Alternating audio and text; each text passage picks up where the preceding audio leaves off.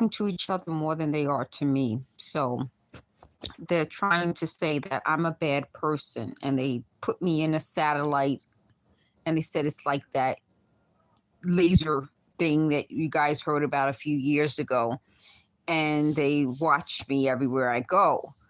So partly what they're admitting is that they lied about a lot of things. First of all, they said that they wanted to make me the type of person who's like forever friends with someone. First of all, if anyone says that that's a cult, they're admitting they're cult people. You don't have to be forever friends with people. They said when I was a kid in elementary school, people wanted to hang out with me and I was kind of mean to them. Okay, so I'm 52. So now we're going back past 40 years ago.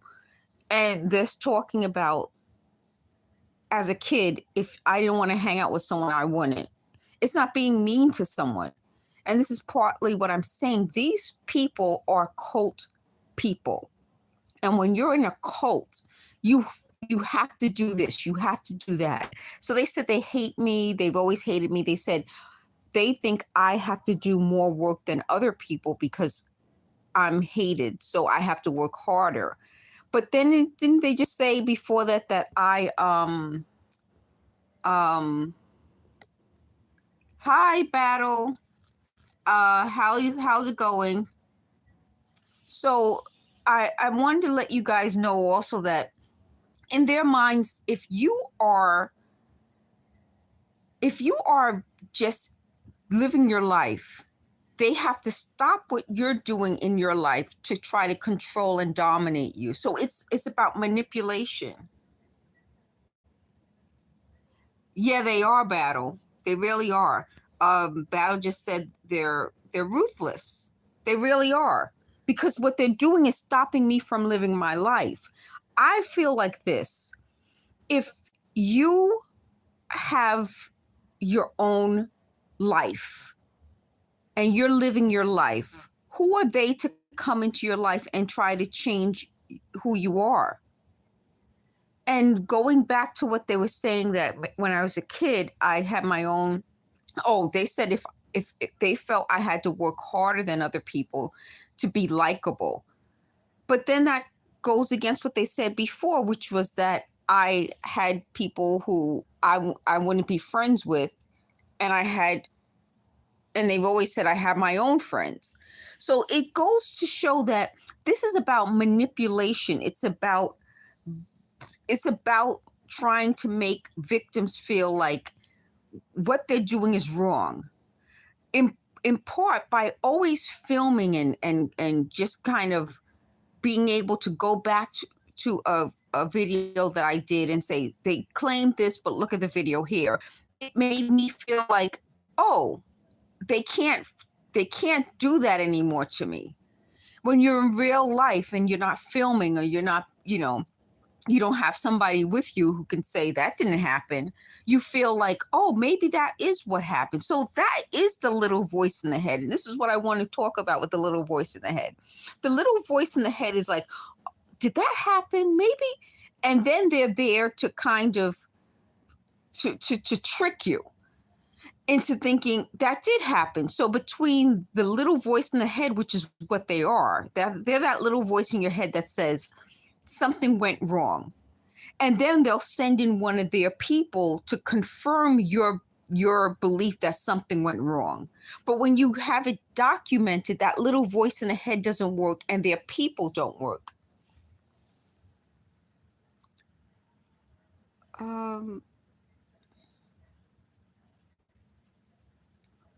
Oh, okay. There's a comment about the radio frequency engineers. If you check in my community posts I have on both channels, there are people who are experts talking about this. So there's experts out there, and you could definitely leave a comment on their videos. They're on YouTube. They're on different platforms. So Battle, I'm going to, when I finish this, I'm going to see if I can find one of the videos that talks about the radio frequency. There's definitely a video out there. If you check on Israeli News Live, that's the name of the YouTube channel. Israeli News Live. And there's a good video that talks about V2K, what it is. So that's right there. You can definitely start with that. But then I'll at you and let you know that if there's something else that is good. But definitely Israeli News Live did a whole video about V2K. So part of this whole system is that moment when they want you to believe that you're doing the wrong thing. If you think about it, when you're a kid, that is the time when you learn to deal with relationships. And if it's a good relationship, that's the time when you learn to say, this is a good relationship, we're friends. It's also the time when you learn to say, that's not a good relationship, I don't want to be in it. So what they're trying to say is that wasn't the right way to go. It was the right way to go. If there's a bad relationship, you don't have to stay in it. These are the types of people that would say you must stay in a bad relationship because you would look like a bad person if you don't. No, you don't. You actually look more honest and real. You're a real person. It's not like you're a phony person. And that's what they're trying to make me into. They're trying to make me into a phony person who's like at 52 suddenly going to be going over something that happened when I was a little girl. By this stage in my life, I'm past that. I'm past the childhood stage.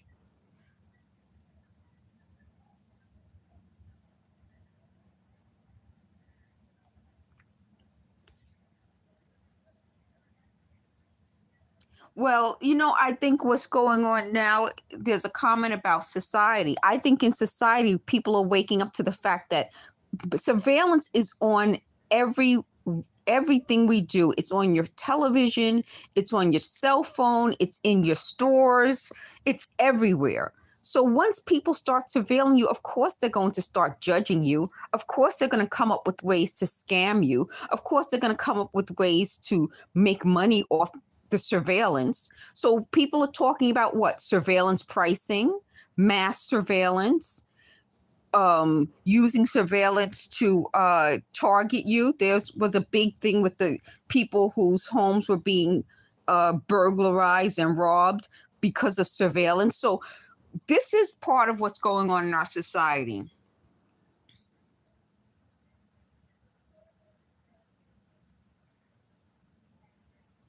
Exactly. Battle is right. That this is about using dark psychology to continually break you down. That's 100%. That is why this is so scary.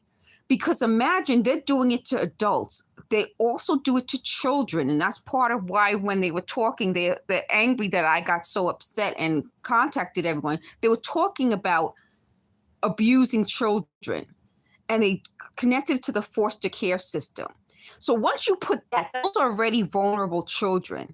So you got vulnerable children combined with people who are child abusers. That is why this has to be exposed. They're using dark psychology on normal adults with no history of mental problems. Imagine how vulnerable children who don't know their surroundings, don't have a stable background would have to deal with this type of thing. They would have less of a chance, and it's wrong. So what I think, Battle, what I think is happening in society is at the point where if you don't protect the most vulnerable people in society, you won't have a society. If you don't protect the elderly people being scammed by all of these types, these are the same people scamming the elderly. So they go from abusing children to scamming the elderly. If you don't protect the vulnerable people in society, then you have no society. That's how they break down society, because they break down society by going after vulnerable people. So another part of this that they talked about for me is that they said they hate me. They feel like I should work harder than everyone else because they hate me. So that's why they said they would always like try to come up to me in the street and ask me questions. So it went from being something like, oh, you seem like a nice person, so we'll come up to you in the street and talk to you, to now it's like you can't ever get a moment's rest We're going to come up to you in the street and keep harassing you. You see how that changes? So part of what I'm saying about this is when I said I didn't trust them because they would always approach me, I was right. Because it wasn't that they were approaching me, it was how they were approaching me. And that's partly what I'm saying. It's part of the scam. Part of the scam is like they would bypass other people just to get to me. So you could tell that they were focusing on me. And when I would, try to be polite about it, but I realized something was wrong, they got upset. And that's not a normal response. A normal response is to understand that, oh, maybe I'm coming, I was coming off work and I have my headphones on and I'm walking by and suddenly these people start targeting me. A normal response is, boy, she's tired. She worked a long day. Or boy, she's running to catch her bus because like my bus came at a specific time. It wasn't like just a continuous, how like you have a bus that just runs. My buses would stop running at a certain time, or they would come every half hour, sometimes once an hour. So they had no care for that. They didn't think or care about that, which made me realize this is bad. Something is bad. So when I talk about how I had like a thought that something is wrong, it was because they didn't care.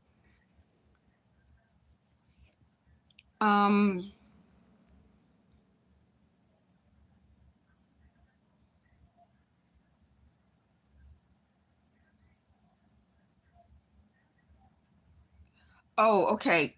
Yeah, you're right about the fact that it's about reprogramming, which is part of this.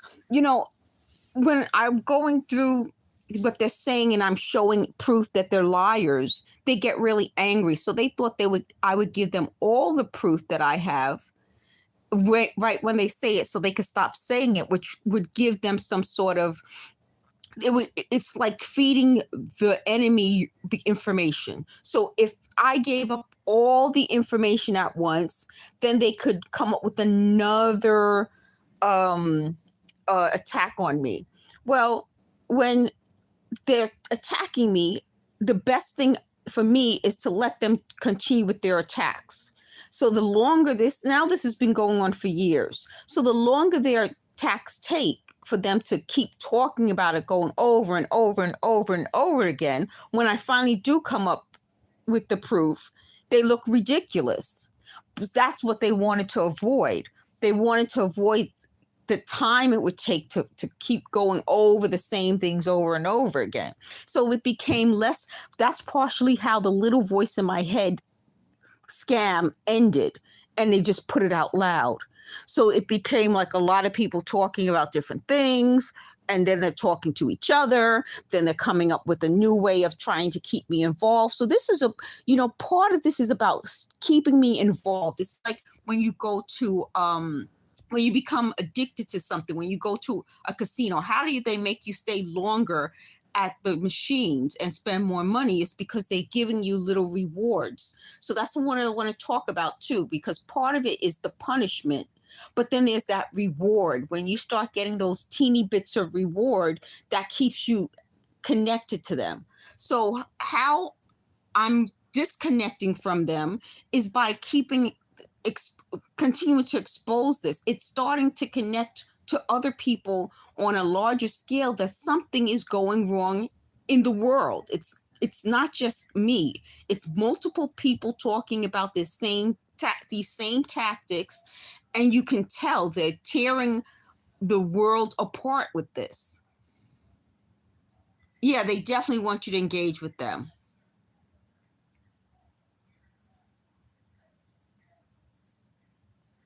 Yes. They're deaf. And you know what they're also stealing besides our time?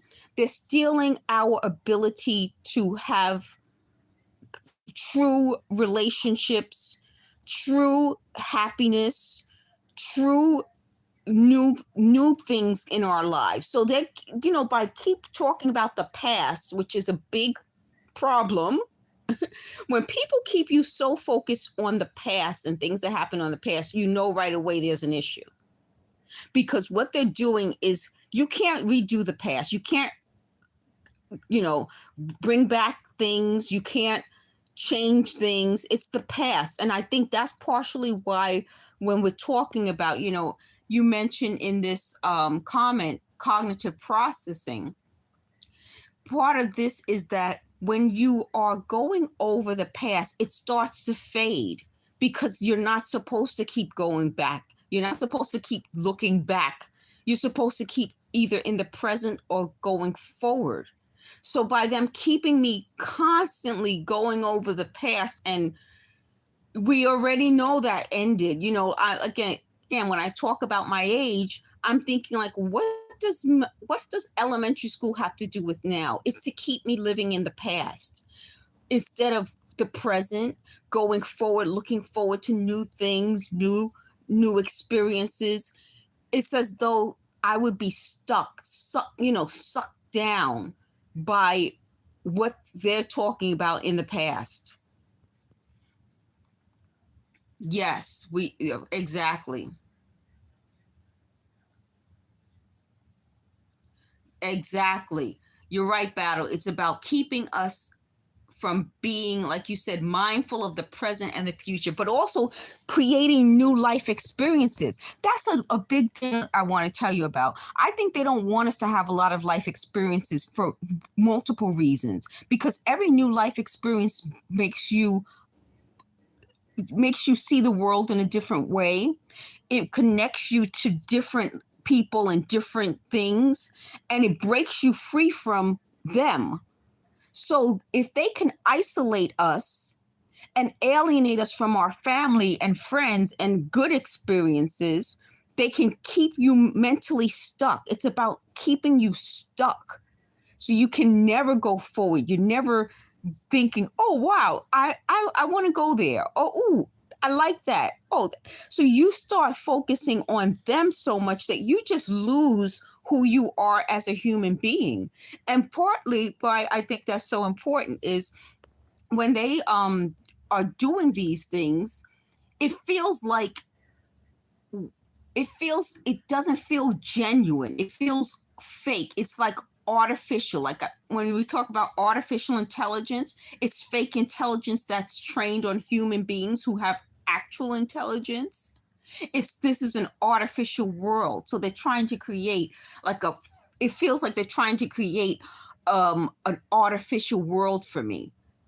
It's as though I'm stepping into a fake world where I can touch something and it'll fall apart. Whereas the true world doesn't. The true world, it's they just said the words colorful. Well, it's more than the true world being colorful. It's the true world being real. So you can touch it, you can feel it, it feels genuine. This feels like it's made up. It feels phony. You know what I mean?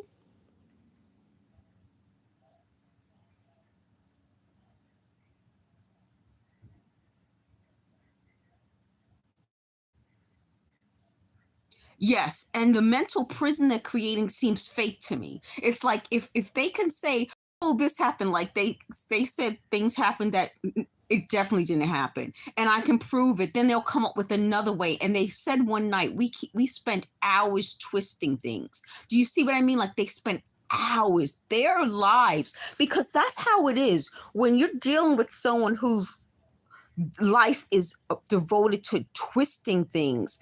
They have to feed off you. I use the analogy like this is based on an East German system during the time when they were surveilling people. It's like the Stasi, but there's this word for it. It's like Zersitzung or something like that, and it translates to decomposition. So in their process of decomposing victims, like I use the analogy like it's like when the body is dying, how all of a sudden you start to decompose and then the flesh is gone and then there's bone. In their process of decomposing victims, they're draining your life. So when we were talking in a video about vampires. I did like a whole series about vampires, and I gotta see the movie Sinners because I love things about vampires, but I didn't see that movie yet. I talked about like in True Blood and in Twilight.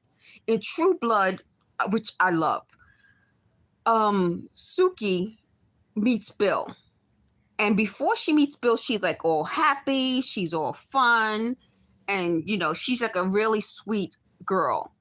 Once she meets Bill, like every single thing starts to happen. At first, she's excited because it feels real. It feels like a real world. Like the old world seems kind of boring compared to the excitement of the Bill world. And once the Bill world starts to get to her, you can tell everything about her starts to change. She physically changes, her attitude changes. She's no longer that sweet girl anymore. So by the time, I don't know if you guys want to see it because it's spoiler alert, I'm going to spoil it. By the time she brings herself to the point where she kills Bill, she had to kill him. Do you know what I mean? Because part of her had already died. So in killing Bill, she's killing off that bad part of herself that he brought into her life. And so at the very end, her real world becomes positive again. It becomes like with people, it's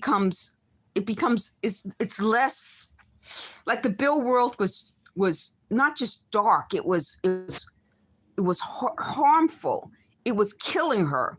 So by the end, after she kills Bill and her life is going back to normal, it becomes focused on good people. It becomes, like you said, you know, they're stealing your focus, your energy. So she starts to focus on good people, and she's does this whole big like meal with her friends, and she eats. And part of being a vampire is that they didn't really eat. So she's feeding her soul again. You know what I mean? So it's not just eating, it's that feeding of her soul, the soul that he was stealing, the soul that she was losing in the process of being around the vampires.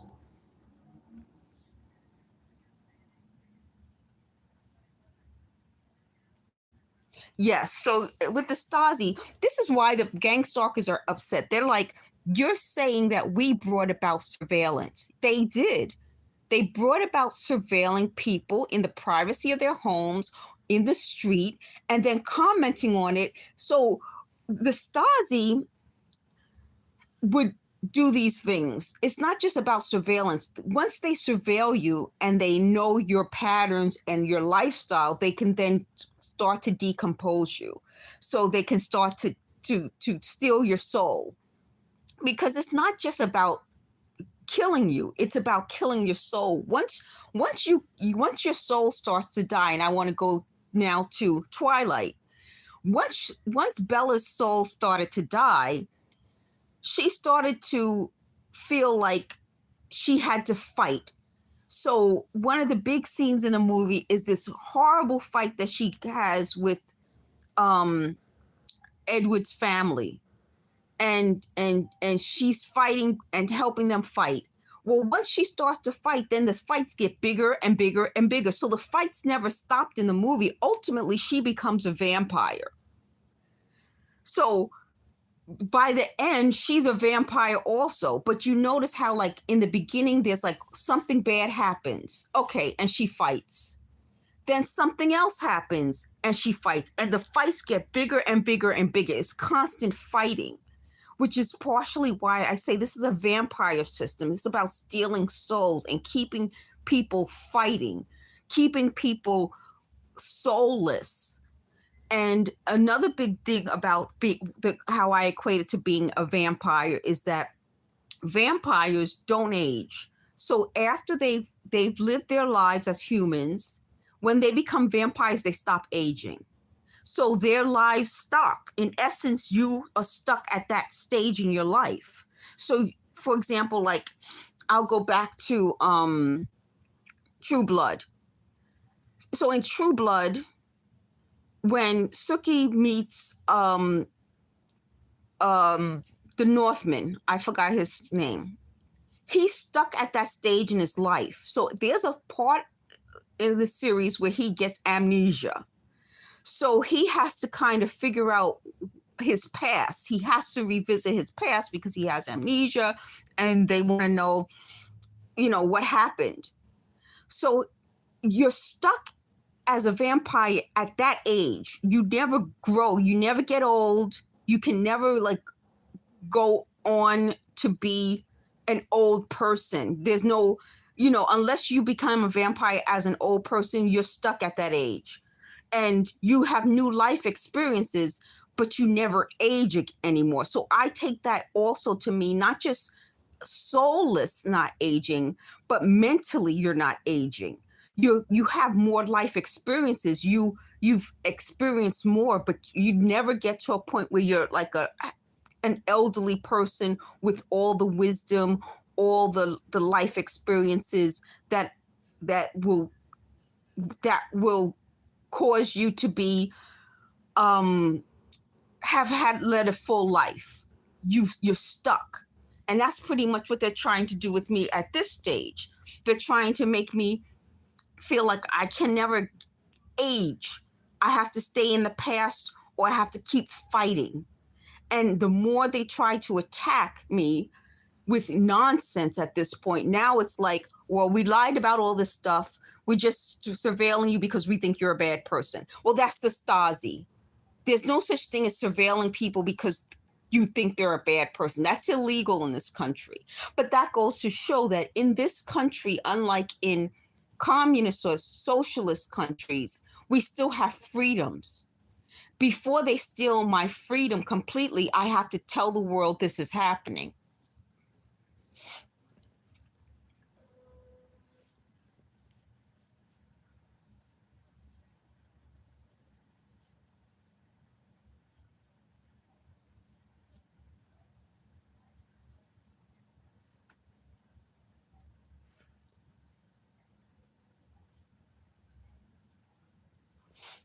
So you guys, I know I've gotten comments in a lot of videos that you hear the sounds and things, but you hear that hissing sound?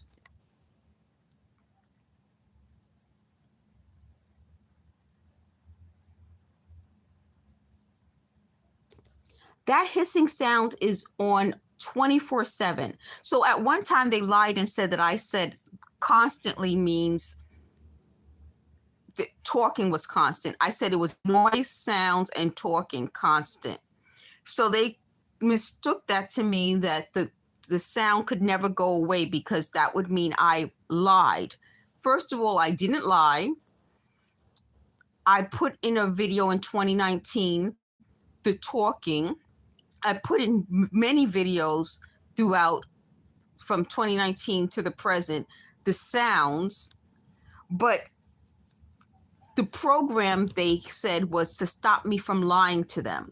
Now, the reason they feel they are entitled to the truth is because they plan on making this a computer program, so automatically it will argue with me. And they said without the truth, they're having a hard time programming their computer torture, which is their AI machine that they're going to use. So what's going on with this now is that the more information I'm feeding them, the more they can put into AI and argue with me.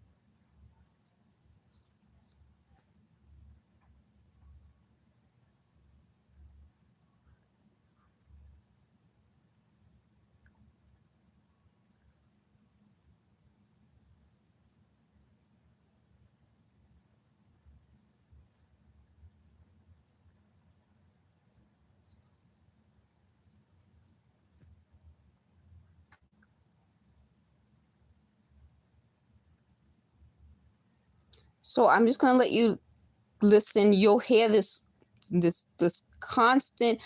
You know, and I recorded it before. At one point, they said they wanted me to find a way to record them with another phone. This is like, how many phones have I been through? I've used so many different devices to record it. It's in every device. This channel was started with one cell phone, then I got a different cell phone, then I got a different cell phone. So it's not the cell phone, it's not you know, something else. It's in the apartment. So I'm just going to let you guys listen. If you guys have comments, I want to thank Battle for commenting. I really appreciate it. And those were some really good topics.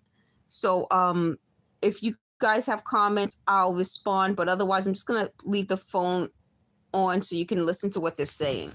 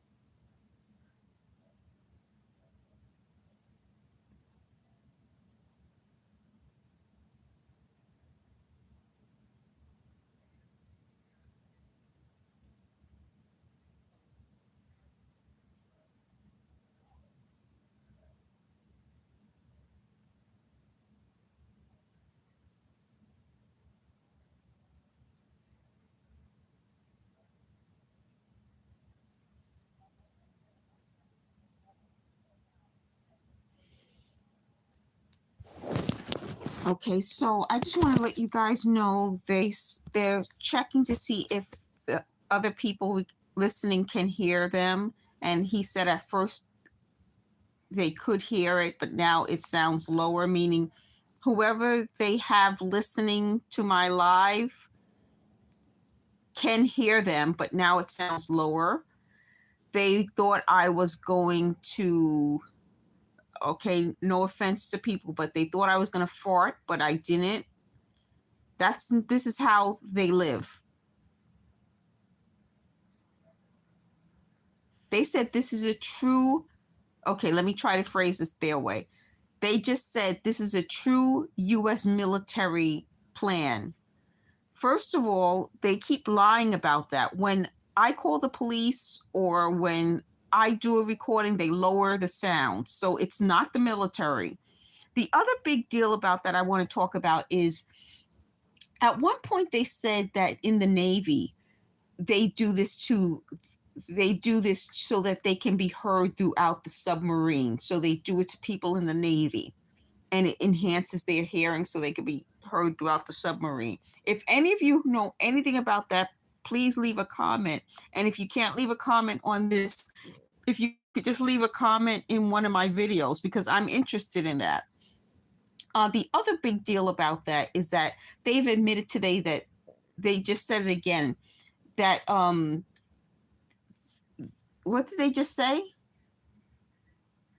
Okay, but they admitted earlier today, I can't hear what they just said, but earlier today they admitted that this was human experimentation, which is partly what I'm talking about. When you're talking about all of this put together, it's human experimentation. And when they are doing these things and no one is saying this is wrong except the victims, it's scary. It really is. You know, they at one time said, was I afraid? I'm not so much afraid now of their tactics. I'm afraid that we live in a country where people aren't saying experimenting on humans is wrong. It's the wrong thing to do because once you start this, it's hard then to stop it. It's hard to say, well, we got this much research or we got this much evidence that this will happen. So let's stop here. No, they just will keep coming up with a bigger form of experimentation.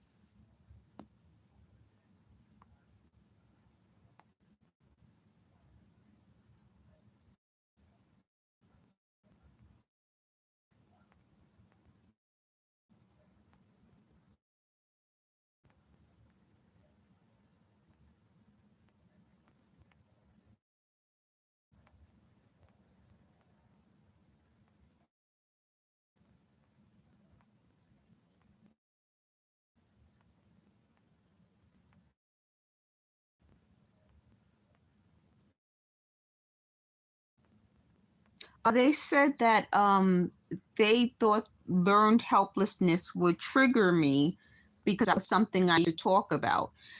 You know what's so strange about this is that it seems that they are taking very common phrases and making it significant, which is partially what I was talking about in a video, how they've made some sort of weird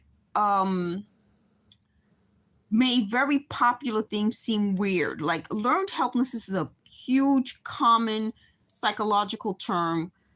If when I was in college, which I majored in psychology, it's very common. It's not like an unusual thing. So for them to feel that I would be triggered by learned helplessness, it's equivalent to saying gaslighting. It's that common. It's the idea that you become helpless over time because you've learned it. And that's a common thing in psychology to talk about.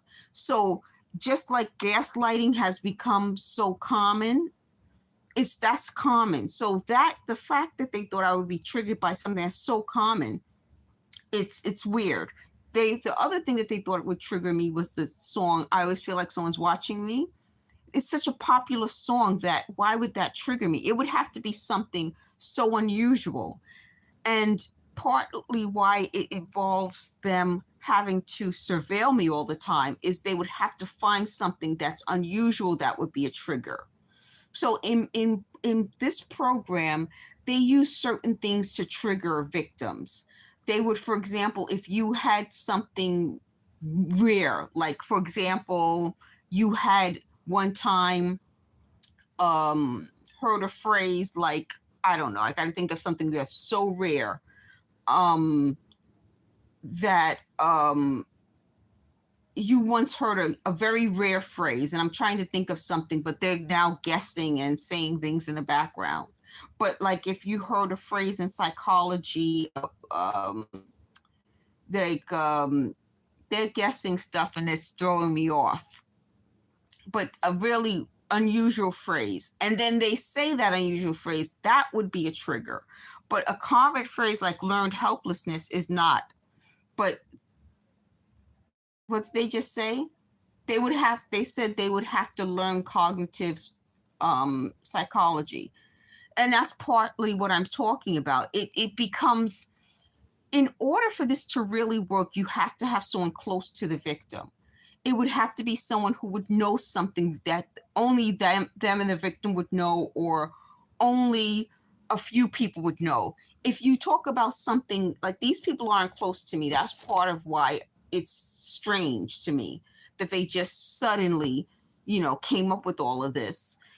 If you use something that's so well known, like learned helplessness, or gaslighting, or I can't think of something else that's just so well known. It's not a trigger. It's something, and they said they don't know anything about it. So if they knew something about it, they would realize that wouldn't be a trigger. You heard that sound, guys? This is part of it. It's all of these sounds. It's all of the sounds, all the noises, all the different ways of making me feel like I was going mentally ill.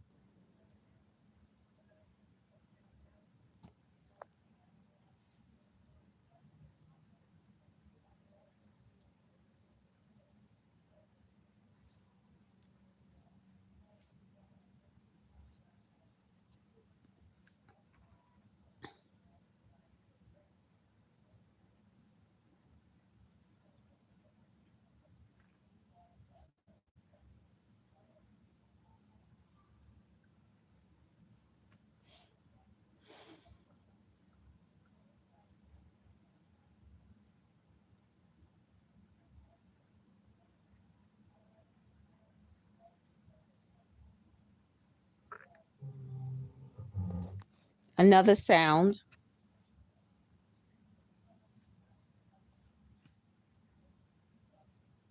They said it wasn't supposed to be me with this.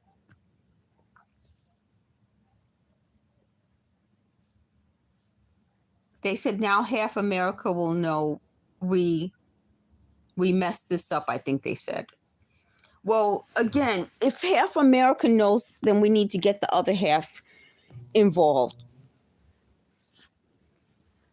So partly the whole issue becomes, if they're not close to the victim, it's harder because the victim will know things and have life experiences that they're not familiar with, which goes to show they weren't always surveilling me. This happened after 2016.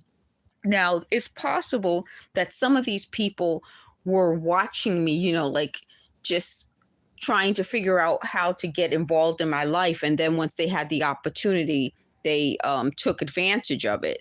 But that goes back to what I'm saying about them. They take advantage of things. And they see, they're making the noise. They were trying to use my talking to stop the making noise. I'm going to stand up.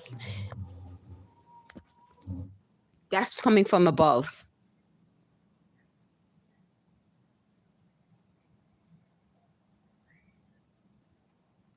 They said y'all just got caught out there.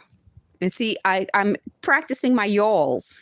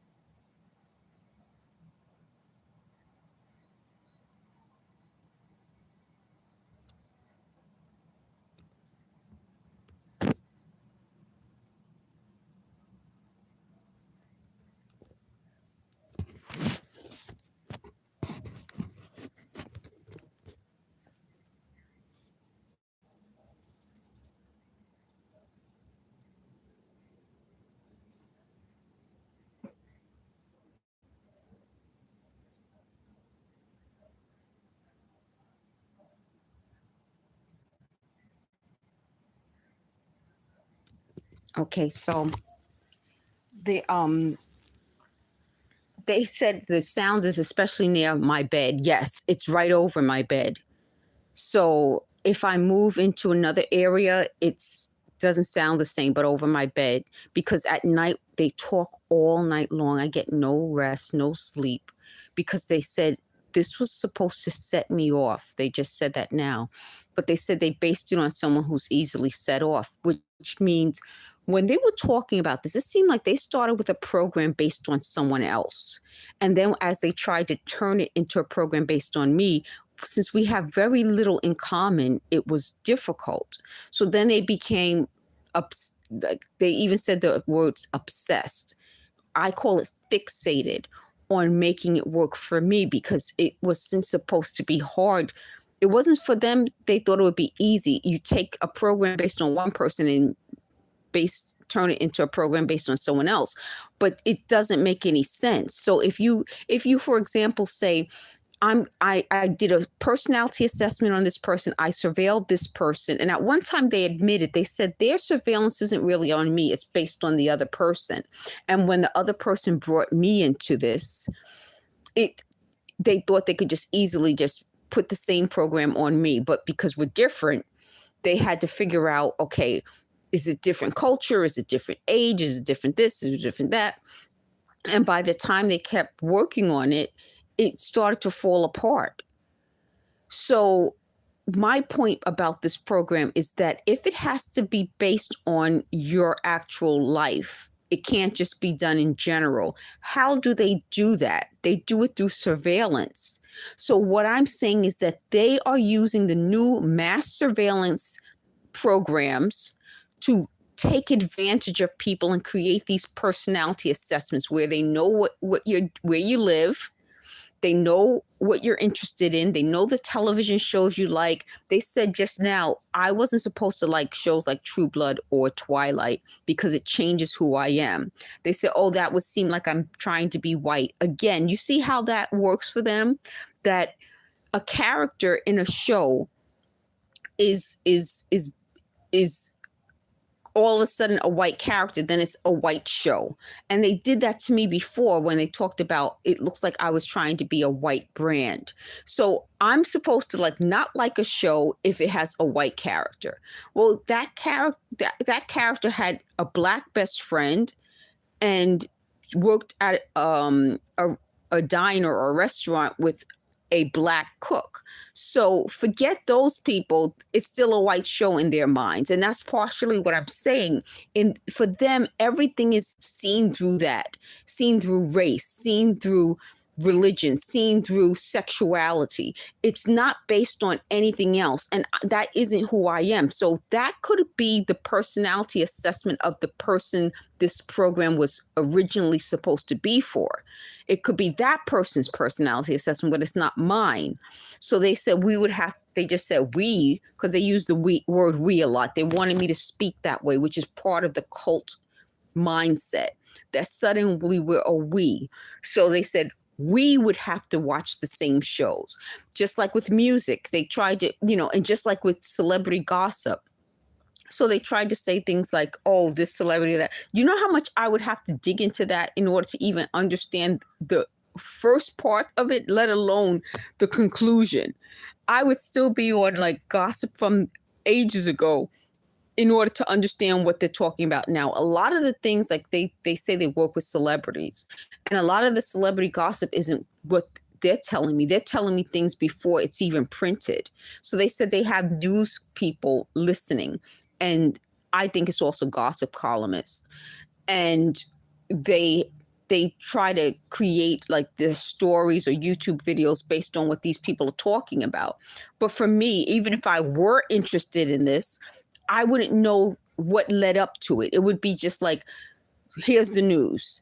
For them, they know what led up to these things because either they know some of the celebrities personally, they follow the celebrity to their careers. They're talking about celebrities that I really don't follow their careers in that way. Even they said, oh, we thought you were going to pump up this celebrity. That's partially why I don't do that unless I really like that person, because I'm not connected to these people at all. But it's like, for example, I'm going to give you like a celebrity who I love. I think I used this example before as Shelley Winters. She was in Poseidon and then Poseidon Adventure. And she was this great, funny. She wasn't like a sex symbol, even though in the beginning of her career, that was the direction she really wanted to go into. She became sort of like just a funny character, and she would come on talk shows and things like that. If for example, in order for me to know, oh, she's a funny, she became a funny actress and a funny person, I would have to know the backstory that she started out trying to be like the sex symbol. At the time when she, was starting her career, it was when Marilyn Monroe was popular, and it was this, all these blonde beauties. And she, in order to kind of get that look, she had to dye her hair. She had to, change some facial features and trying to fit that look, but she didn't really take off. Like at the time, there were these other blonde beauties, so she didn't really take off. Her career didn't take off in that direction. It took off more when she started playing roles more suited for her personality. But you see how, like, I know that because I read her autobiography. They're like, oh, you read her biography. No, I read her own words where she was describing her life. And that would be different. So for me, in order to talk to you about Shelley Winters, I would have to have read her autobiography. I would have to know her life story. For them, the celebrities they're talking about, they seem to know a lot about. And that's another scary part where you say, okay, I'm under surveillance, but clearly these celebrities are under surveillance. And if they're under the same program, it makes a lot of sense. There was something else they just mentioned, but as I'm talking to you and trying to, tell you what I'm thinking, they're talking. So that was another part of it. It was supposed to be they used the phrase, my subconscious. So they said it's always supposed to be the person's subconscious, like what I'm subconsciously thinking. But it's never that. So they said all the years they were doing this to me, they thought these were my subconscious thoughts. If it's not in my head, and it's coming out of their mouths, it's not my subconscious thought. So they said, oh, at one time, wasn't I freaked out because I said mouths and not mouths? This is what I'm saying. Like, it would turn into me sounding like I'm completely nuts. It would just be, they said what they would do is repeat. They had like an echo system where they would just repeat things I said. So they just said something like, if I said mouths, which isn't wrong, that's not wrong to say, they would say mouths and then they would get upset. So, for example, oh, my nose keeps itching. That's another thing. They spray something and it coats my eyeglasses, so I have to keep wiping my eyeglasses off. So anyway, so what they're saying is, if I say something and they don't get the pronunciation, like I could say mouths instead of mouths. And a lot of people I know say mouths instead of mouths. They will repeat it and then they would kind of try to make it seem like it's wrong, but it is not wrong.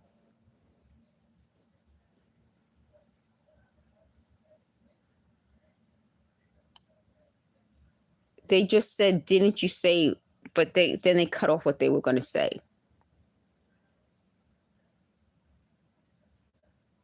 They said, didn't I say I spoke to Eric that way? I really didn't speak to Eric a lot. Like I find it weird how they turn small relationships into huge relationships. And then they turn huge relationships into like unimportant relationships. You know, some of the relationships, the most important relationships I've had in my life, they absolutely don't talk about because it would be a problem for them. You know, the problem is like they want to make small relationships into these big deals. When they first used Eric's voice, he was actually calling and talking because I heard him. They said he committed suicide because he couldn't get through this program. Now, I don't know any of that. But the whole point was when he was first calling and talking, he said we only dated like a few days. And then it became, oh, we dated for a few weeks. It was a few weeks. And then now it became months. I don't know who committed suicide or not. It doesn't even make any sense to me. He was part of this program, came from him. I know that. I'm absolutely sure of that because he was talking and responding in real time. That's partly how they did it. They did it where they would call a number and it was like a party line. And they just did it out loud. And I'm in my apartment. I'm like, why am I hearing his voice? And why are we talking like this, you know? And it was like bad stuff. It wasn't good stuff. And I'm like, what is going on? So they said that's how we came up with the idea that you had a problem with your hygiene because he said you had stinky feet. Again, now let's go back over that because this is something else I want to deal with. So in their story, they said I have a problem with my hygiene because Eric said I had stinky feet, but he started out saying we did it for days. Then it turns into months. So at what point was I having stinky feet? Not that, and again, you notice throughout this whole process, I am the first one to say, I'm human. It's possible that I could have had stinky feet. Do I have an ongoing stinky feet problem? No, but again, it's not that's not what I'm arguing. If they feel I have a problem with my hygiene, good. I don't want them in my life anyway. But did they ever say that to me? No. You can't. I dated Eric Shafir in 1992 for a short amount of time. You guys saw the diary page. And then in 1995 for a short amount of time. So you're talking about 31 years ago, I had stinky feet. If I had stinky feet over the next 31 years, that would be a problem. So these are like, okay, let's say it this way. If I have stinky feet 31 years ago, then in high school, they said I had a ring around a collar. Fine. I'm not even going to argue that. I don't find that in any way embarrassing. That's just who I am. I don't care. Now, if I had an ongoing problem, that would be something else. And that would have been brought to my attention. So this goes to show this is a lie. That's another lie. But I want to be the brand because they keep saying, you know, I'm the brand. I want to be the brand that's honest. It's human to me to have ring around the collar. It's very human. It's human to me to have stinky feet. It's not human to me to do this or try to embarrass people about things like this. It happens.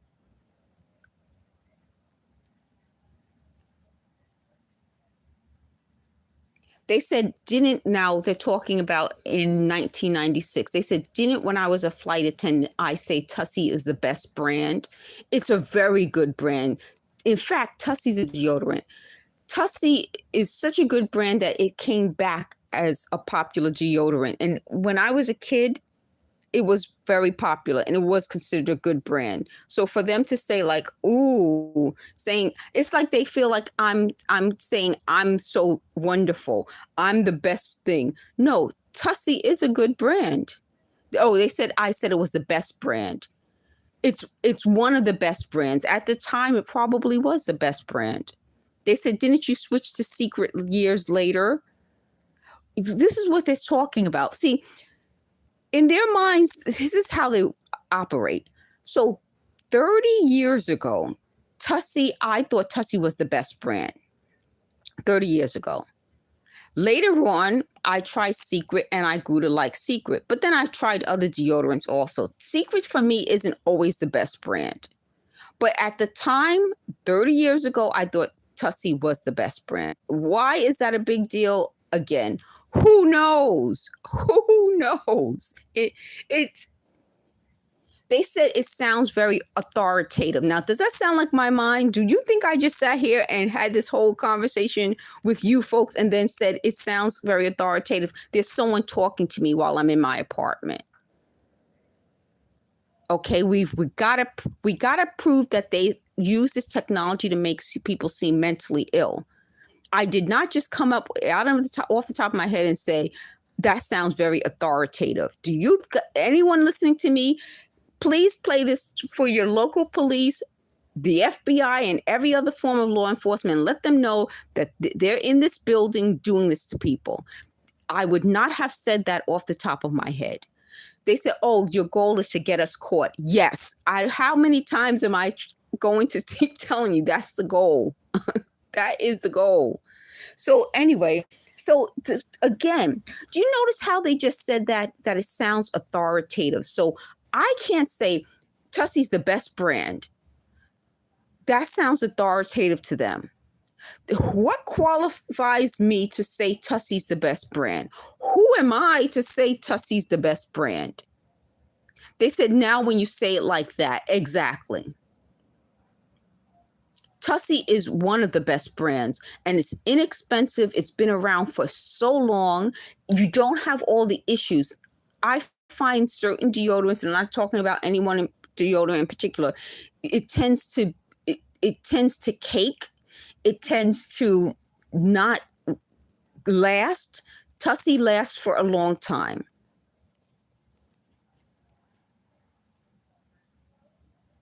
You wouldn't say the words maybe.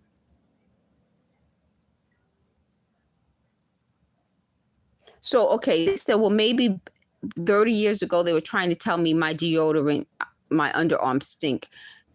I just said they wouldn't say the words maybe. You just said the words maybe. They were trying to tell you that. And so they said, well, maybe that's not how it happened. Well, what happened? You guys were the ones doing surveillance. They said they weren't there. That wasn't their comment. They said they just heard me say Tussie's the best brand. Okay, so here's their issue. And their issue is that, what did they say? Their issue is that if you, over the course of 52 years, ever have a stinky breath moment, a stinky underarm moment, stinky feet moment, you have a hygiene problem. That's not what that is. They clearly don't know a hygiene problem. What did they say? They said, forget about this. This is my point. Do you notice how this is? This is people who are trying to make me feel that I have an issue when they clearly have the issue because they're doing this to people. So I'm saying they're evil, horrible people, and they're saying, well, I have a hygiene problem. Doesn't that sound like, oh, you have a hygiene problem? Okay. Well, while you guys work on your evilness, I'll work on my hygiene problem.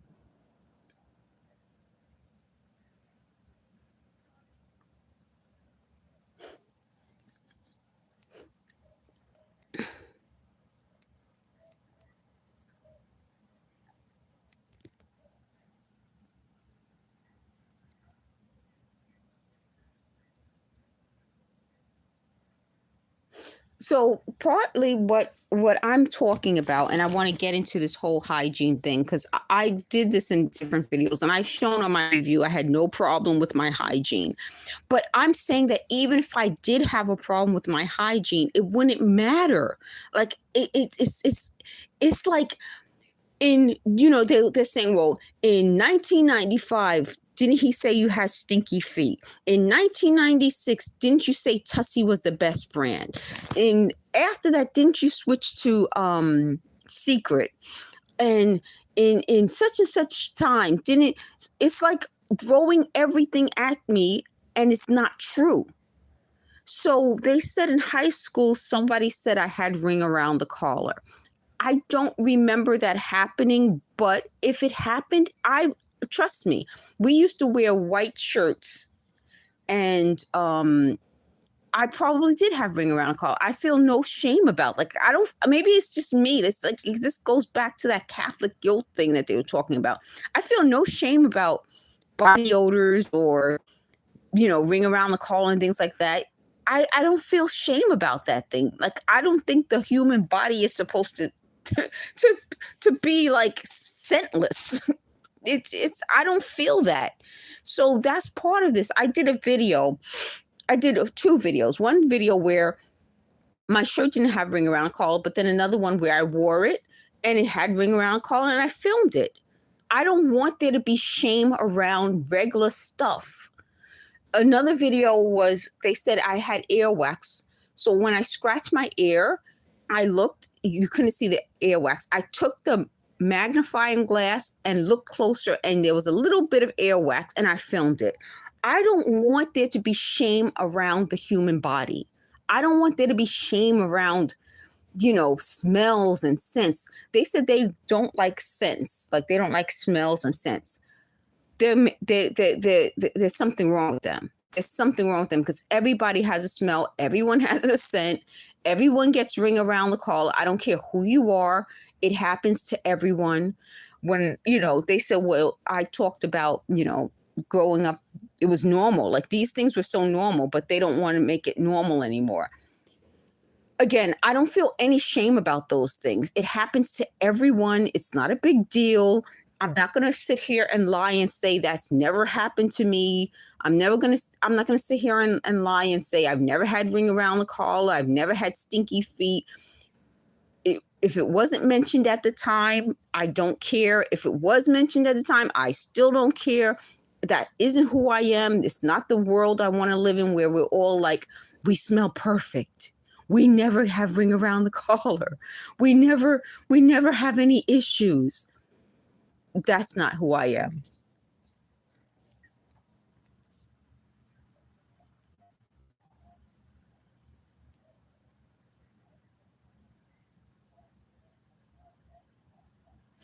Okay, so they based this program on someone else. Again, this program is not based on me. I have no issues with any of that stuff. It's just not based on me.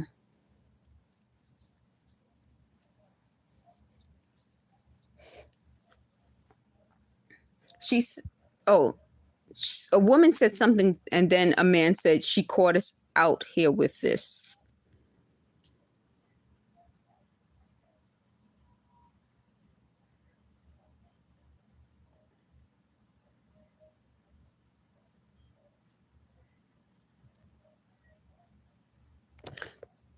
They said clearly I wasn't the plan. It was to catch us out here with this. They said, do I even know what that means? They said the blank race will no longer exist.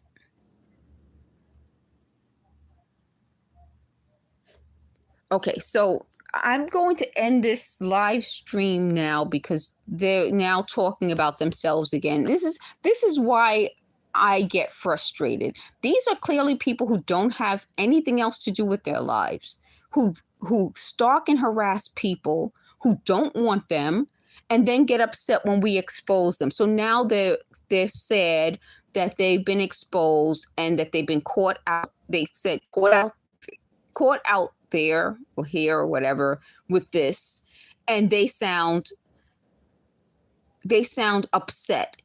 These are people who need to be in federal prison. They really do. Then they'll realize what it means to be caught out there with someone. If you have nothing to do with your lives except try to harass people, surveil them, and embarrass them, but when it's turned around on you, then you have nothing but sob stories. They're evil, ruthless people, like the comment says. Thank you guys for listening. I will put this out publicly. And if you have a comment, please leave it in the comments section. Thank you.